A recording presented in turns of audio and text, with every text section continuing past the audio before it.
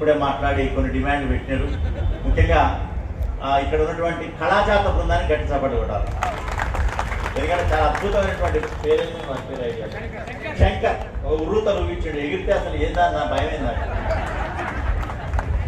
So మరొక నల్గొండ గద్దర్ అంటారు కదా, అట్లా అనిపిస్తుంది నాకు, భువనగిరి గద్దరా అని. చాలా మంచి గళం ఉంది, తర్వాత మంచి విద్వత్తు ఉన్నటువంటి శంకర్కి మరొకసారి గట్టి చప్పట్లతో మనం చేయాలి. ఎందుకంటే మాట కంటే పాట బాగా చేరుతుంది.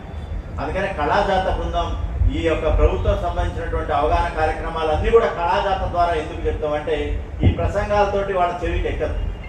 వాళ్ళ దాంట్లోకి వెళ్ళి వాళ్ళ భాషలోకి వెళ్ళి చెప్తేనే వాళ్ళకి అర్థమయ్యేటటువంటి పరిస్థితి ఉంటుంది. కాబట్టి కళాజాత బృందాలు చాలా ఎనలేని సేవ చేస్తున్నారు.